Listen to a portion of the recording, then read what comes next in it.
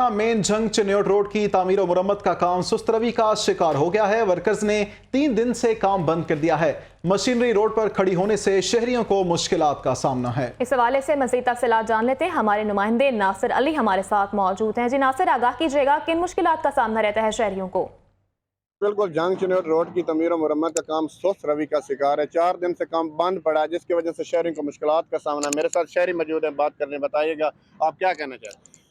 Sir sari तो मिन्नत ही है जी। अगे जनाब 2 साल एवें रोड पिया रहा जिंदे खज्जल खुआर होए जी।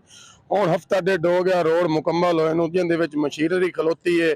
ਕਦੀ ਆਂਦੇ ਲੋਕਾਂ ਹੀ ਨਹੀਂ, ਕਦੀ ਆਂਦੇ ਬਜਰੀ ਕੋਈ ਨਹੀਂ, ਕਦੀ ਰੇਤ ਮੁੱਕੀ ਪਈ ਹੈ। ਇਹ ਲੋਕਾਂ ਦੇ ਸੀ ਬਾਹਰ ਵੇ ਨੇ। ਇੱਕ ਸਾਡੇ ਬੁਆਣੇ ਦੇ ਉੱਤੇ ਜ਼ਵਾਲ ਆਇਆ ਹੈ ਅੱਲਾ ਦਾ, ਜਿਹਦੇ ਵਿੱਚ ਜਨਾਬ ਅਸੀਂ ਕੋਈ ਕੰਮ ਕਿਸੇ ਨੂੰ ਮਿਹਨਤ ਨਹੀਂ ਕਰ ਸਕਦੇ। ਲੋਕਾਂ ਨੂੰ ਪਤਾ ਵੀ ਹੈ, ਸਾਡੇ ਜ਼ਿਮੀਂਦਾਰ ਵੀ ਬਿਰਾ ਸਾਰੇ ਕੁਝ। ਸਾਡੀ ਰਿਕੁਐਸਟ ਹੈ, ਮਿਹਨਤ ਹੈ ਕਿ ਕਿਸੇ ਤਰੀਕੇ ਸਾਡੇ ਬੁਆਣੇ ਨੂੰ ਇਹ ਹੱਲ ਕੀਤਾ ਜਾਵੇ। ਇੱਕ ਟੋਟਾ ਪਿੱਛਾ ਪਿਆ ਜੀ, ਉਹ ਮੋਚੀ ਵਾਲੇ ਪੰਪ ਦੇ ਸਾਹਮਣੇ ਜਿਹੜਾ ਆਂਦੇ ਨੇ ਸਭ ਬਣਾਣਾ ਹੀ ਨਹੀਂ, जिंदी विच गल ही नहीं, जिंदे विच सानू ढेर खज्जल खुआरी है। ठीक है जी, एक साइड भी मुकम्मल होने नूं अज 2-3 हफ्ते हो गए, मुकम्मल नहीं हुई। साडी रिक्वेस्ट है बाहर लोगों के जनाब सारे रोड बने पे नवें, जिंदे विच जनाब साडा मेन जिहड़ा शहर है तहसील बुआणा, जिंदी कोई सानू कोई प्रॉब्लम नहीं, जिंदे विच सानू कोई बेनीफिट नहीं, जिंदे विच असीं सौखे हो जाइए। कदी गड्डियां पंचर हो जांदियां, कदी कुछ। लिहाजा असीं मेहरबानी करके ना अपील करते पे साडा रोड किसी तरीके ना और कुछ होवे ना रोड क्लियर कर दिता जाए।